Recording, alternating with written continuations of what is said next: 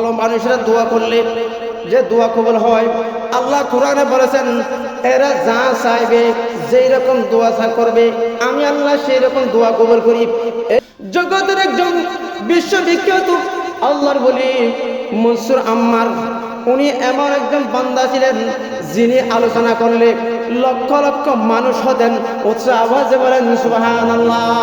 আমাদের দেশের মধ্যে এরকম অনেক আলোচক আছে যারা আলোচনা করবে, এরকম শুনলে ওই জায়গার মধ্যে গিয়ে লক্ষ লক্ষ মানুষ যায়। এরকম আছে কিনা?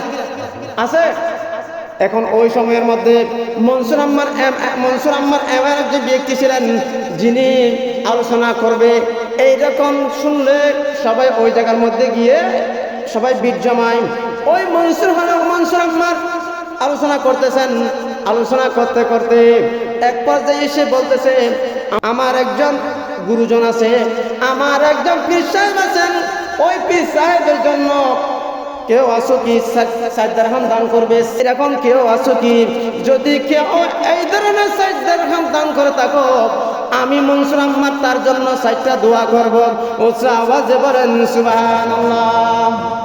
এই কথা যখন আলোচনা করতেছেন, ওই কথাগুলো শুনতেছেন, ওই এলাকার মধ্যে একজন খারাপ মানুষ ছিলেন, অনেক খারাপ মানুষ, কোনোদিন নামাজ পড়তে আসে নাই, বালা কাজ করে নাই, সদা সর্বদা মদ জুয়া নিয়ে, মানুষের অন্যায় অত্যাচার নিয়ে ওই ব্যক্তি সদা সর্বদা পড়ে থাকতো, সদা সর্বদা রঙের মধ্যে থাকতো।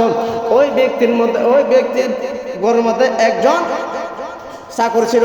ওই চাকরকে বলতেছে, আমার চাকর, আজকে আমার থেকে খুবই মনে চাইতেছে 2-1টা মিষ্টি খাবো, ধর তুমি টাকাগুলো নাও, 60 দিরহাম নাও, বাজারে গিয়ে তুমি আমার জন্য মিষ্টি আনবে, অন্যান্য কিছু আনবে। এইভাবে বললেন।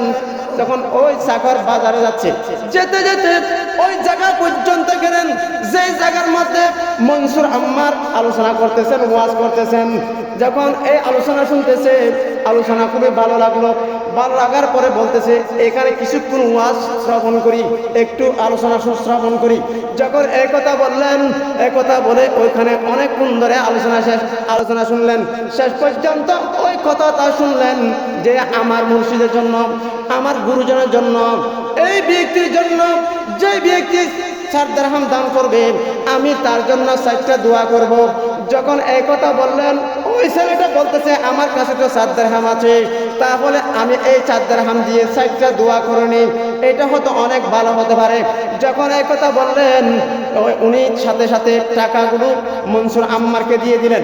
মনসুর আম্মারকে দিয়ে দেওয়ার পরে মনসুর আম্মার বলতেছেন, তোমার জন্য কি ধরনের দোয়া করব? তুমি আমাকে 60টা পজিশন দেখাও, তুমি আমার জন্য 60টা বিষয় দেখাও, আমি ওই 4 বিষয়ে দোয়া করব, তুমি আমার জন্য একটু দেখাও। তখন ওই ব্যক্তি বলতেছে, ওই চাকর বলতেছে, হুজুর আমার যে 60টা দোয়া দরকার, আপনি আমার জন্য প্রথম নম্বর যে দোয়া করবেন, ওই দোয়াটা হচ্ছে আল্লাহ তাআলা যাতে এই দাসত্ব থেকে, এই গোলামি থেকে আল্লাহ তাআলা আমাকে মুক্ত করে দেয়। ওই কথা বলার পরে, ঠিক আছে তোমার এটা শুনলাম, দ্বিতীয়টা বলো। হুজুর দ্বিতীয়টা হচ্ছে আমি আপনাকে 4 দিরহাম দিলাম, হুজুর এই যে দিরহাম ছাড়া আরো 4 দিরহাম যাতে আমি পাই, হুজুর আমার জন্য একটু দোয়া করবেন। যা বুঝতে পারলাম, তুমি এটা নিয়ে নিলাম। তৃতীয় নম্বর, হুজুর আমার একজন মুরিদ আছে, খুবই খারাপ, হুজুর এমন খারাপ, জিন্দেগিতে মনে হয় কোনো বালা কাজ করে নাই, সবসময় শরীয়ত বিরোধী কাজ, মানুষের বালা কোনোদিন করছে আমার জানা নাই। আমি যতদিন ছিলাম ওই জায়গার মধ্যে সদা সর্বদা জুয়া মদ নর্তকী নিয়ে সদা সর্বদা পড়ে থাকতো। হুজুর আমি আপনার দরবারে প্রার্থনা করতেছি, হুজুর আপনি আল্লাহর দরবারে একটু ফরিয়াদ করবেন যাতে ওই ব্যক্তি তওবা করে আল্লাহর দরবারে ফিরে আসে, ওই খারাপ কাজ থেকে ফিরে আসে। হুজুর এই জন্য একটু দোয়া করবেন। হচ্ছে আওয়াজে বলেন সুবহানাল্লাহ। নিলাম, ওইটাও শুনলাম। ৪র্থ নম্বর বলো, হুজুর আমি গুনাহগার, আমার জন্য এবং আপনার মাহফিলে যত মানুষ এসেছে, আল্লাহ হুজুর তাদের সবাইকে আল্লাহ তাআলা যাতে রহমতের অন্তর্ভুক্ত করে নেয় এবং তাদের মধ্যে যত ধরনের গুনাহ ছিল আল্লাহ তাআলা যাতে সমস্ত গুনাহগুলো ক্ষমা করে দেয়। উচ্চ আওয়াজে বলেন সুবহানাল্লাহ। দেরি করে গেল। মুনিব বলতেছে, এ আমার চাকর, তুমি এত দেরি করেছো কেন? তুমি এতক্ষণ কোথায় গিয়েছিলে? তখন ওই ছেলে আর মিথ্যা কথা বলে নাই। ও আমার মুনিব, আমি যাওয়ার পথে দেখলাম মনসুর আম্মার ওই জায়গার মধ্যে মাহফিল করতেছে। ওই মাহফিলের মধ্যে 19 পর্যন্ত বলছে 4 দিরহাম দিলে 4টা দোয়া করবে। হুজুর, আমি ওই 4 দিরহামের বিনিময়ে 4টা দোয়া করেছি। তুমি যে 4টা দোয়া করেছো, সেই 4টা দোয়া কি একটু বলে তো?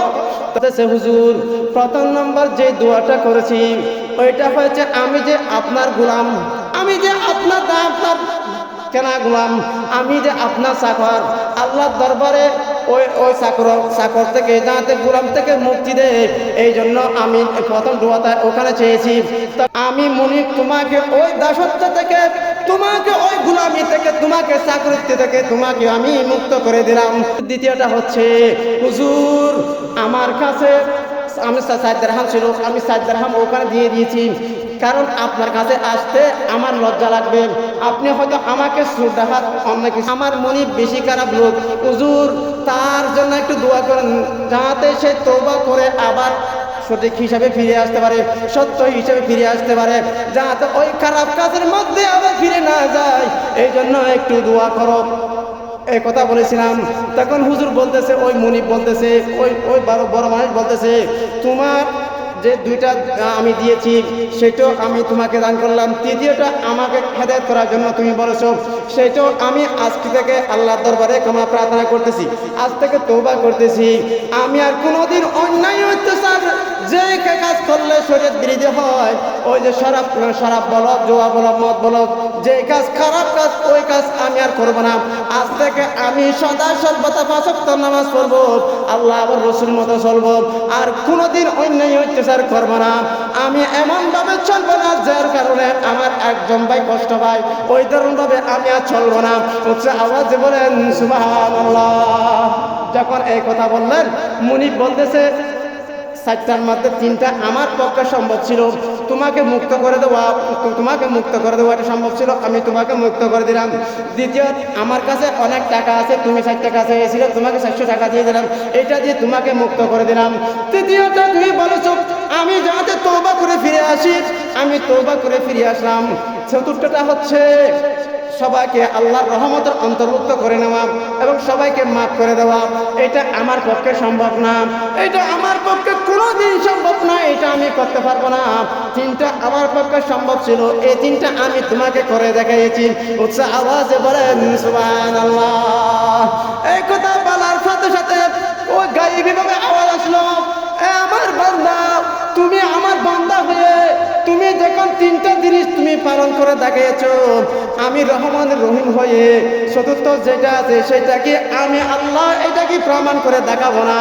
এ আমার বান্দা, আমি তোমার এবং এই মাহফিলে যত লোক ছিল, মনসুর আম্মা সহ যারা এই মাহফিলে ছিল, আমি আল্লাহ সবাইকে মাফ করে দিলাম এবং সবাইকে আমি খোদার রহমতের অন্তর্ভুক্ত করে নিলাম। হচ্ছে আওয়াজ বলেন সুবহানাল্লাহ।